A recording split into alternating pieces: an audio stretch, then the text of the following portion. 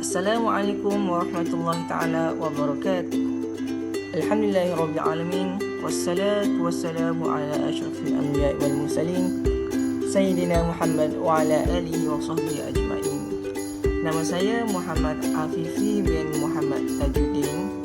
Nombor metrik D20182086237. Pada hari ini saya akan mengulas dan memberi jawapan terhadap KWF Fiqhiyah, iaitu projek khas, iaitu Final Assessment bagi tahun 2020. Dan saya telah memilih soalan nombor 2, iaitu 5 kaedah fiqh utama dan cabangnya.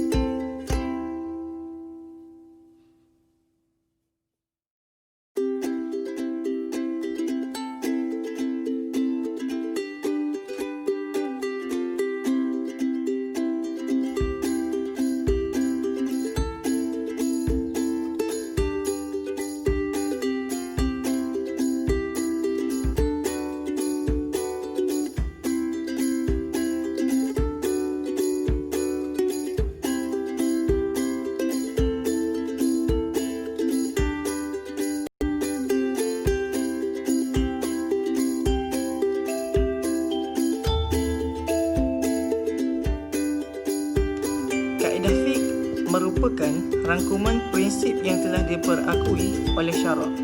Ia dibuat oleh para ulama untuk memudahkan proses merujuk kepada sesuatu masalah fiqh kepada prinsip syarak. Ia tidak dianggap sebagai dalil syarak yang akan menentukan hukum. Sebaliknya adalah satu rumusan perundangan teliti terhadap hukum fiqh yang pelbagai. Ia memudahkan seseorang untuk mengingati, meneliti dan menguasai hukum hakam fiqh. Sebagaimana penulisan yang telah saya buat, iaitu faedah mempelajari kaedah fiqh ialah: pertama, ianya memudahkan seseorang untuk mengetahui hukum cabang fiqh, kerana penguasaan terhadap semua masalah fiqh yang banyak adalah agak sukar. Dan yang kedua ialah membentuk kemahiran fiqh yang kuat dan baik, sekaligus dapat membantu untuk meneroka pelbagai isu fiqh semasa. Yang ketiga, pembelajaran kaedah fiqh dapat menghimpunkan masalah-masalah fiqh yang banyak dan berselerak ke dalam satu kaedah yang ringkas dan padat. Kaedah fiqh asasi yang pertama, iaitu yang telah saya kaji dan saya telah membuat penulisan, iaitu pertama, al-umuru bimaqasiduha, yakni segala urusan berdasarkan niatnya. Kaedah ini menjelaskan bahawa niat seseorang mukallaf diambil kira dalam menentukan hala tuju perbuatannya. Niat akan menentukan sama ada sesuatu perkara itu halal atau haram, sah atau batal. Dalam ini kita boleh tengok iaitu contohnya membezakan di antara ibadat dan adat. Sebagai contoh, seseorang yang menahan lapar berkemungkinan ianya niat atau tujuannya ialah diet dan bukannya puasa. Begitu juga seseorang yang berada di dalam masjid mungkin berniat untuk berehat dan bukannya iktikaf. Yang kedua, kita boleh lihat iaitu membezakan di antara peringkat-peringkat ibadah seperti fardu dan sunat. Sebagai contoh, seseorang yang berpuasa selain bulan Ramadan mungkin berniat puasa sunat, sebagaimana dia juga berkemungkinan berniat puasa fardu. Yang ketiga iaitu kita membezakan di antara perbuatan yang ikhlas dengan menunjuk-nunjuk, iaitu riya. Antara dalil-dalil kaedah ini ialah kita boleh lihat dalam surah Al-Baqarah ayat 228. Dan cara pengandalian ialah Allah Subhanahu Wa Taala menyatakan bahawa hak suami untuk merujuk kepada isteri bergantung kepada niat si suami. Jika beliau menginginkan islah, iaitu perdamaian, hak tersebut diberikan kepadanya. Sebaliknya, jika beliau berniat untuk memudaratkan si isteri, hak tersebut tidak diberikan kepadanya. Di antara contoh-contoh dan kaedah yang tersebut tadi, kita boleh lihat perbezaan antara niat yang betul, haram, halal dan sah ataupun tidak sah. Kaedah fiqh yang kedua ialah al-yakinu la yazalu bisyak, yakni keyakinan tidak dihapuskan dengan syak.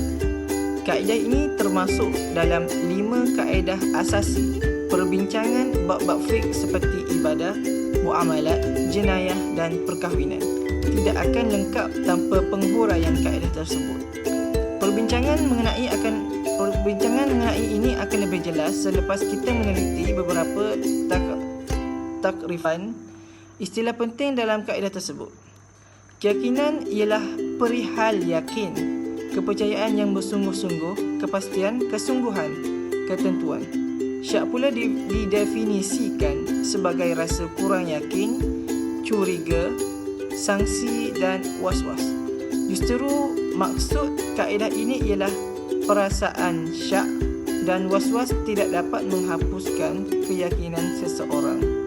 Contohnya ialah seseorang yang telah yakin mengambil wuduk, kemudian timbul perasaan syak ataupun was-was, adakah ia terbatal atau tidak? Dia masih dianggap berwuduk. Dan kita boleh lihat antaranya dalil-dalil di dalam hadis. Nabi SAW bersabda, jika kamu menghadapi masalah kesakitan perut, namun tidak pasti adakah terkentut atau tidak, janganlah keluar daripada masjid, tidak perlu berwuduk sehinggalah terdengar bunyi ataupun berbau. Ini adalah contoh hadis-hadis daripada Rasulullah SAW. Contoh-contoh di antara kaedah, di antara contoh-contoh masalah yang terdapat di bawah ialah kaedah tersebut ialah seperti berikut. Contohnya pertama, jika diketahui terdapat harta haram atau harta dirampas atau harta dicuri di sebuah kedai, namun demikian tidak dikenal pasti di bahagian mana, kita diharuskan untuk menjalankan urusan jual beli di kedai tersebut kerana barang yang hendak diurus niaga hanya disyaki haram dan keyakinan asal itu ia adalah halal, tidak terhapus dengan syak tersebut. Kaedah fiqh yang ketiga iaitu al-musyaqqah tajlibu yatasir, iaitu kesukaran membawa kepada keringanan. Kaedah ini secara umumnya bermaksud hukum hakam yang mendatangkan kesukaran untuk dilaksanakan oleh mukallaf akan diringankan cara pelaksanaannya oleh syarak. Namun demikian, ia bukan bererti semua kesukaran diberi keringanan. Oleh sebab itu, berikut dinyatakan dhabit, yakni penentu kesukaran yang diberikan rukhsah atau keringanan oleh syarak. Kesukaran yang tidak dapat dielakkan dalam menjalani ibadah. Contohnya, kesukaran ini diberikan keringanan oleh syarak kerana ia pasti berlaku dalam mengerjakan ibadah. Contohnya ialah kesukaran dalam pelayaran untuk menunaikan haji atau jihad bukan merupakan alasan untuk tidak melaksanakan tuntutan tersebut kerana kesukaran tersebut tidak dapat dielakkan. Contoh yang lain ialah kesukaran akan melibatkan kehilangan nyawa, maruah atau harta. Oleh demikian, jika perjalanan menuju Baitullah ke Mekah tidak selamat, ibadah haji tidak wajib. Ketiga, kesukaran kecil yang mungkin berlaku, ia tidak diberikan keringanan oleh syarak, seperti kesukaran timbul apabila ingin mengambil wuduk dengan air sejuk di tempat dingin. Terdapat beberapa keringanan yang diberikan oleh syarak dalam ibadah, iaitu tadi kita boleh lihat iaitu kesukaran yang biasanya dapat dielakkan. Yang ni kita boleh lihat sekarang terdapat keringanan yang diberikan oleh syarak. Contohnya musafir. Syarak memberikan keringanan seperti qasar dan jamak, solat serta berbuka puasa. Dan selain itu, contohnya sakit. Syarak memberi keringanan seperti meninggalkan puasa dan tayamum. Okay. Dan antara dalil-dalil kaedah kesukaran membawa keringanan ini ialah firman Allah Subhanahu wa taala dalam surah Al-Baqarah ayat 185. Yuridullahu bikumul yusra wa la yuridu bikumul usra. Maksudnya Allah menghendaki kemudahan bagimu dan tidak menghendaki kesukaran bagimu.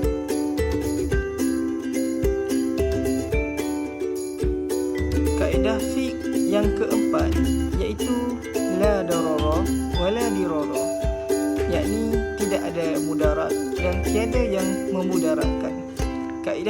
Kaedah ini juga disebut dengan ad-darur yazal. Maksudnya mudarat dihapuskan. Ia diaplikasikan dalam pelbagai isu fiqh. Dengan kata lain, ia berkait rapat dengan menjaga kepentingan agama, jiwa-raga, keturunan, harta dan maruah. Kaedah ini menjelaskan bahawa segala kemudaratan perlu ditegah dan diharamkan. Ia termasuk mudarat yang umum dan khusus. Di samping itu, pencegahan awal juga perlu dibuat untuk mengelakkan daripada kemudaratan, sebagaimana kita menghapuskan kemudaratan yang telah berlaku dan mengawal daripada kemudaratan yang berulang-ulang. Antara dalil-dalil kaedah iaitu firman Allah Subhanahu wa taala dalam surah Al-Baqarah ayat 231. Allah Subhanahu wa taala menjelaskan tentang ketidakharusan memudaratkan isteri. Si suami tidak boleh untuk meneruskan kehidupan dengan isterinya semata-mata ingin memudaratkannya. Sebaliknya, jika dia ingin terus hidup bersama, kehidupan tersebut perlulah diharungi dengan hubungan yang baik ataupun menceraikan isterinya dengan baik jika perhubungan itu tidak dapat diteruskan lagi. Antara contoh-contoh kaedah yang terdapat yang telah saya kaji iaitu pertama, penjualan harta al-ihtikar dengan harga semasa oleh pemerintah demi mengelakkan kemudaratan dan menjaga kemaslahatan masyarakat. Contoh yang lain iaitu seseorang yang menyewa rumah tanpa mengetahui bahawa jirannya adalah penjahat atau penjenayah berhak untuk membatalkan kontrak sewaan tersebut kerana ia dianggap aib. Begitu juga rakan kongsi berhak untuk mendapatkan hak syufah untuk mengelakkan kemudaratan. Kaedah fiqh yang kelima, kaedah fiqh yang utama yang kelima ialah al-adah muhkamah. Adat adalah penentu. Adat ialah peraturan yang sudah diamalkan turun-temurun sejak dahulu kala dalam sesuatu masyarakat, sehingga merupakan hukum dan peraturan yang harus dipatuhi. Ia adalah suatu keadaan yang dilakukan secara berterusan oleh orang ramai secara rasional serta dilakukan berulang-ulang kalinya. Kaedah ini bermaksud bahawa adat sesuatu masyarakat yang tidak bertentangan dengan nas syarak diambil kira dalam penentuan hukum syarak. Namun demikian, terdapat beberapa syarat untuk menerima adat sebagai penentu hukum, iaitu adat tersebut perlu konsisten dan diterima oleh majoriti masyarakat. Contohnya ialah adat sesuatu masyarakat apabila menyebut perkataan daging bermaksud daging lembu. Ia tidak bertentangan dengan nas syarak. Jika bertentangan dengan nas, ia tidak diterima pakai.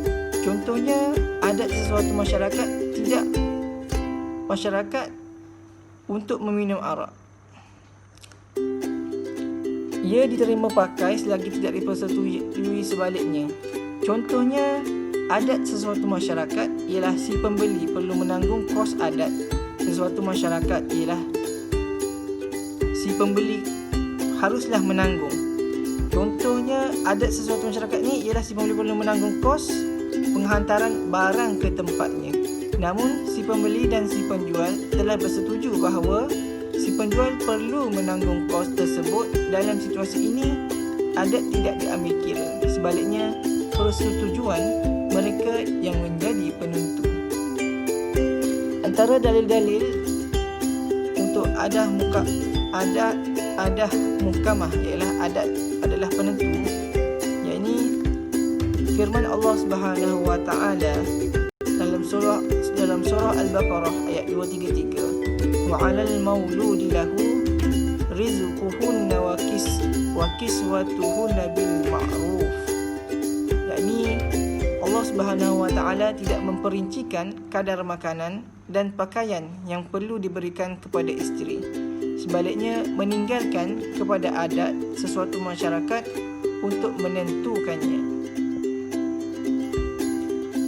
Di antara contoh-contoh kaedah yang kita boleh ambil lagi iaitu penetapan umur balik. Sekurang-kurangnya haid dan nifas serta perbuatan banyak yang membatalkan solat ditentukan uruf atau adat setempat.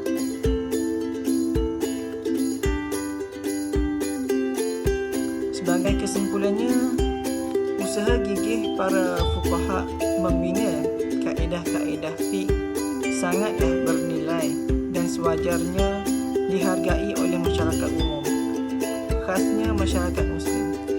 Ia mempermudahkan seseorang untuk mengetahui hukum fiqh kerana penguasaan terhadap semua masalah fiqh yang banyak dan berselerak adalah amat sukar. Di samping itu juga, ia mampu membentuk kemahiran fiqh yang kuat dan baik sekaligus dapat membantu untuk meneroka pelbagai isu fiqh semasa dengan penyelesaian yang tepat dan baik. Pengetahuan yang jitu mengenai kaedah ini juga pastinya menjadi asas yang kukuh untuk mempelajari hukum-hukum fiqh. Sekian dari saya untuk final assessment projek khas Qawaid Fiqhiyah. Assalamualaikum warahmatullahi taala wabarakatuh.